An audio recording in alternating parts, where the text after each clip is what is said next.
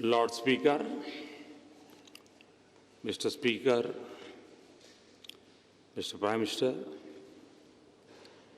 I'm delighted to be in London. Even in this globalized world, London is still the standard of our times. The city has embraced the world's diversity and represent the finest in human achievements.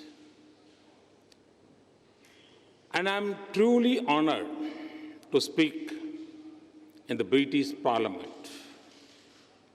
Mr. Speaker, thank you for opening the doors to us here in this magnificent setting of the Royal Court. I know that the Parliament is not in session. Prime Minister Cameron looks relaxed and relieved.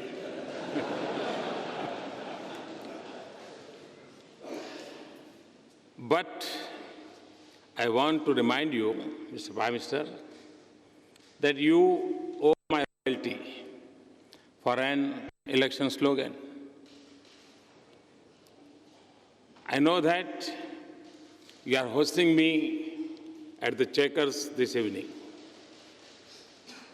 But I also know that you will understand if I am fair to both sides of the floor, especially since British MPs of Indian origin are evenly balanced between the Treasury and the opposition benches. So I also extend my good wishes to the Labour.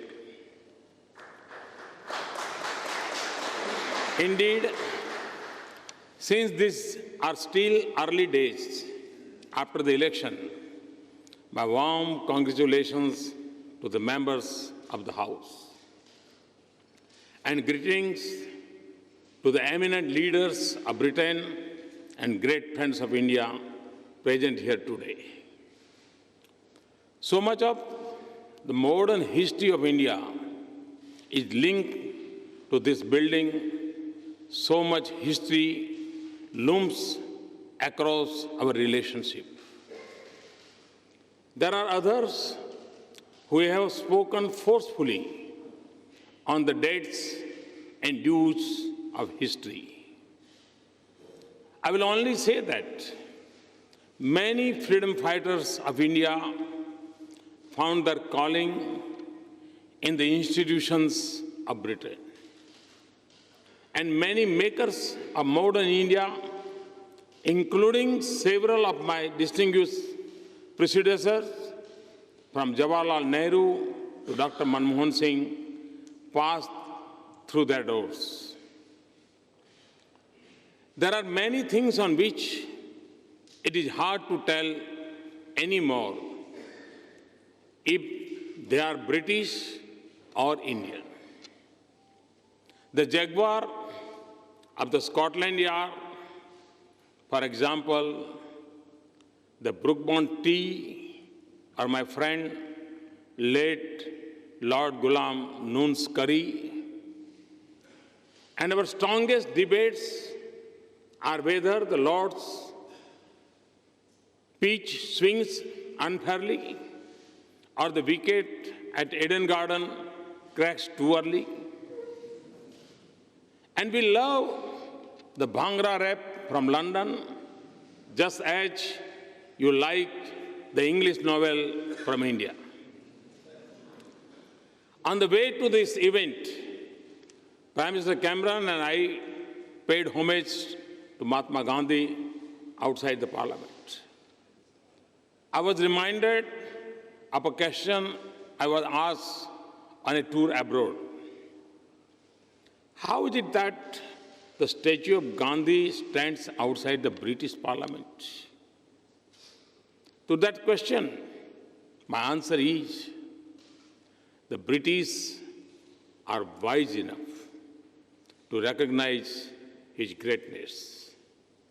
Indians are generous enough to share him.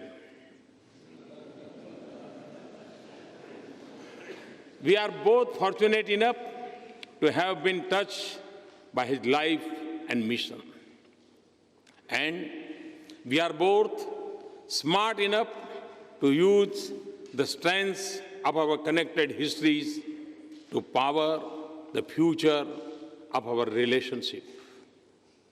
So I stand here today not as a visiting head of government, given the honor to speak in this temple of democracy. I'm here as a representative of a fellow institution and a shared traditions. And tomorrow, Prime Minister and I will be at the Wembley. Even in India, every young footballer wants to bend it like back home. Wembley will be a celebration of 1.5 million threads of life that binds us. 1.5 million people proud of their heritage in India, proud of their home in Britain. It will be an expression of joy for all that we share. Values, institutions, political system, sports, culture, and art. And it will be recognition of a vibrant partnership and a shared future.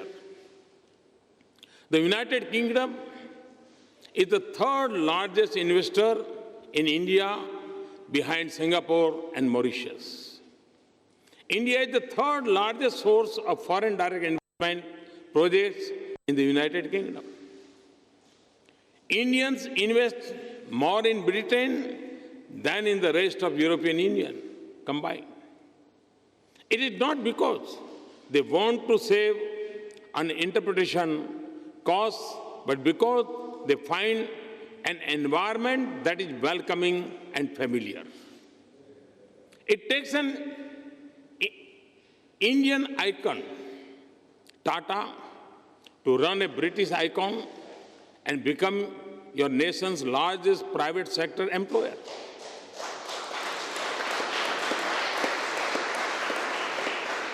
The UK remains a preferred destination for India's students. And I'm pleased that an Indian company is taking 1,000 British students to India to skill them in information technology. We are working together in the most advanced area of science and technology. We are finding solutions to the enduring human problems of food and health security and seeking answers to emerging challenges like climate change. Our security agencies work together so that our children return home safe and our increasingly networked lives are not prey to the threats on cyberspace. Our armed forces exercise with each other so that they can stand more strongly for the values we represent. This year alone, we have had 3 exercises together. And in the international arena, your support has made it more possible for India to take her rightful place in global institutions and regimes. And it has helped us both advance our common interests.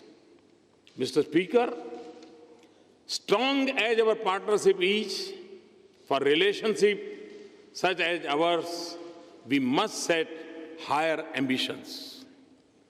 We are 2 democracies, 2 strong economies, and 2 innovative societies. We have the comfort of familiarity and the experience of a long partnership. Britain's resurgence is impressive. Its influence on the future of the global economy remains strong. And, Mr. Speaker, India's new bright spot of hope and opportunity for the world.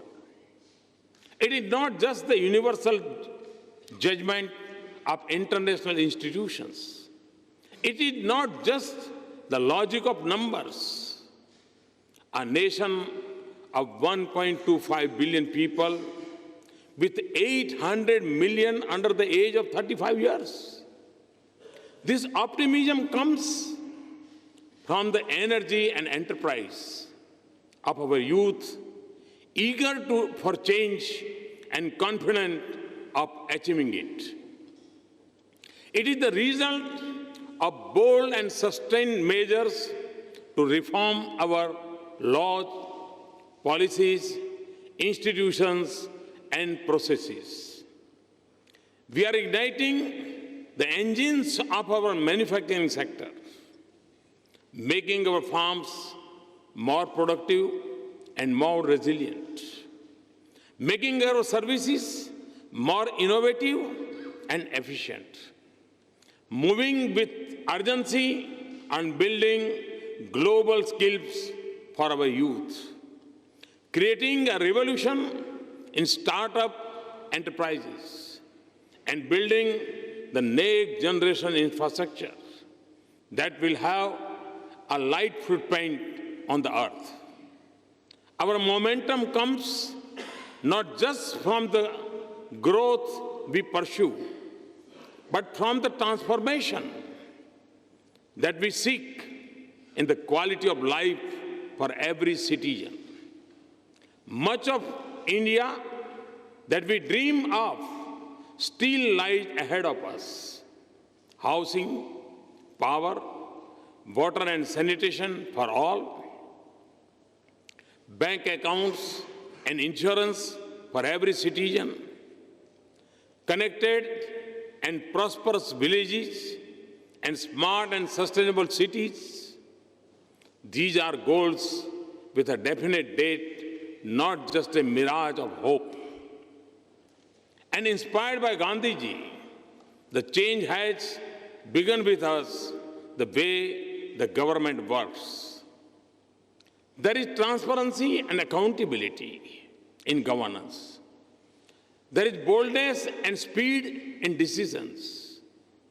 Federalism is no longer the fault line of center-state relation, but the definition of a new partnership of Team India. Citizens now have the ease of trust, not the burden of proof and processes. Business find an environment that is open and easy to work in. In a nation connected by cell phones, Digital India is transforming the interface between government and people. So, Mr. Speaker, with apologies to poet T.S. Eliot, we will not let the shadow fall between the idea and reality. If you visit India, you will experience the wind of change. It is reflected in the surge of investments from around the world, enhanced stability of our economy. In 190 million new bank accounts of hope and inclusion, in the increase in our growth to nearly 7.5% per year, and in the sharp rise in our ranking on ease of doing business. And the motto of Sabka Saath, Sabka Vikas is our vision of a nation in which every citizen belongs, participates, and prospers. It is not just a call for economic inclusion. It is also a celebration of our diversity, the creed for social harmony, and a commitment to individual liberties and rights. This is the timeless ethos of our culture. This is the basis of our Constitution, and this will be the foundation of our future. Mr. Speaker, members and friends, the progress of India is the destiny of 1/6 humanity, and it will also mean a world more confident of its prosperity and more secure about its future. It is also natural and inevitable that our economic relations will grow by leaps and bounds. We'll form unbeatable partnership if we combine our unique strength and the size and the scale of opportunities in India. We will see more investment and trade. We will open new doors in the service sector. We will collaborate more here and in India in defense equipment and technology. We will work together on renewable and nuclear energy. We will explore the mysteries of science and harness the power of technology and innovation. We will realize the opportunities of the digital world. Our youth will learn more from and with each other. But a relationship as rich as this, with so much promise as ours, cannot be measured only in terms of our mutual prosperity. Mr. Speaker, ours is an age of multiple transition in the world. We are yet to fully comprehend the future unfolding before us. As in the previous ages, it will be different from the world we know. So in the uncharted waters of our uncertain times, we must together help steer a steady course of this world in the direction that mirrors the ideals we share. For in that lies not just the success of our two nations, but also the promise of the world that we desire. We have the strength of our partnership and the membership of the United Nations, the Commonwealth, and the G20. We live in a world where instability in a distant region quickly reaches our doorsteps. We see this in the challenges of radicalization and refugees. The fault lines are shifting from the boundaries of nations into the web of our societies and the streets of our cities. And terrorism and extremism are a global force that are larger than their changing names, groups, territories, and targets. The world must speak in one voice and act in unison to combat this challenge of our times. We must adopt a comprehensive Convention on International Terrorism in the United Nations without delay. There should be no distinction between terrorist groups or discrimination between nations.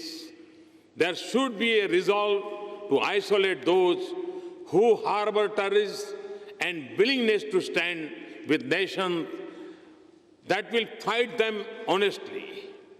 And we need a social movement against extremism in countries where it is most prevalent, and every effort to de-link religion and terrorism. Oceans remain vital for our prosperity. Now we have to also secure our cyber and outer space. Our interests are aligned across many regions. We have a shared interest in stable, prosperous, and integrated South Asia round, together in a shared march to prosperity. We want an Afghanistan that is shaped by the dreams of the great Afghan people, not by irrational fears and overreaching ambitions of others. A peaceful, stable Indian Ocean region is vital for global commerce and prosperity. And the future of Asia-Pacific region will have profound impact on all of us. We both have huge stakes in West Asia and the Gulf. And in Africa, where amidst many challenges, we see so many promising signs of courage, wisdom, leadership, and enterprise. India has just held an Africa summit in which all 55 countries and 42 leaders participated. We must also cooperate to launch a low-carbon age for a sustainable future for our planet. This is a global responsibility that we must assume in Paris later this month. The world has crafted a beautiful balance of collective action, common but differentiated responsibility, and respective capabilities.